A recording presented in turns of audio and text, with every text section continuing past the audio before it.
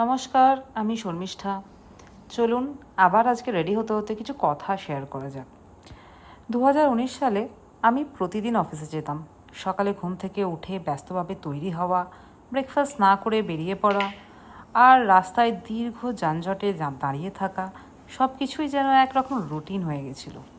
দিনের শেষে ক্লান্ত শরীরটা নিয়ে বাড়ি ফেরা ছিল একটা যুদ্ধ জয় করার মতো। কিন্তু 2020 সালে একদিন আচমকা সব কিছু বদলে গেল। শুরু হলো ওয়ার্ক ফ্রম হোম। প্রথম কয়েকটা সপ্তাহ যেন একরকম ছুটি পাওয়ার মতো লাগছিল। ঘুম থেকে উঠে আর চটজলদি প্রস্তুতি নিতে হয় না, ল্যাপটপ খুললেই অফিস শুরু। এটা শুনতে যতটা আরামদায়ক মনে হয়, বাস্তবে ততটাই জটিল। চলুন আগে ভালো দিকগুলো নিয়ে বলে নিই। প্রথমত, যাতায়াতের সময় ও খরচ বেঁচে যায়। যে সময়টা আগে রাস্তায় কাটতো সেটা এখন নিজের বা পরিবারের জন্য ব্যবহার করা যায়। দ্বিতীয়ত, আমি এখন আমার নিজের মতো করে সব কিছু গুছিয়ে নিতে পারি। মাঝে একটু বিরতি নিয়ে চা খাওয়া, নিজের ছাদে দাঁড়িয়ে কিছুক্ষণ আকাশ দেখা, এই ছোট্ট ছোট জিনিসগুলো এখন সম্ভব।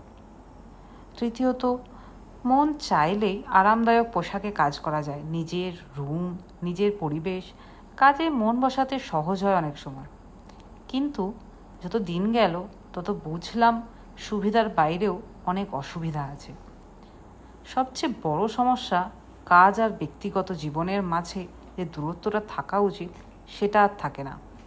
অফিস টাইম শেষ হয়ে গেলেও মেল আসে, কল আসে, মনে হয় কাজ যেন সারাক্ষণ মাথার উপর ঝুলে আছে।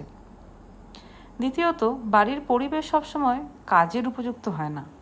পাশের ফ্ল্যাটে শব্দ হচ্ছে, বাড়ির অন্যরা অন্য কিছু চাইছে, মনোযোগ হারিয়ে যায়। তৃতীয়ত, সোশ্যাল ইন্টারাকশন কমে যায়। সহকর্মীদের সঙ্গে সামনাসামনি দেখা না হওয়াটা একটা শূন্যতা তৈরি করে। টিম স্পিরিট বা একসাথে সমস্যা সমাধানের যে আবহটা অফিসে থাকে সেটা ভার্চুয়াল মিটিংয়ে পাওয়া যায় না। আর একটা বড় দিক, নিজেকে প্রমাণ করার সুযোগ কমে যায় অনেক ক্ষেত্রে।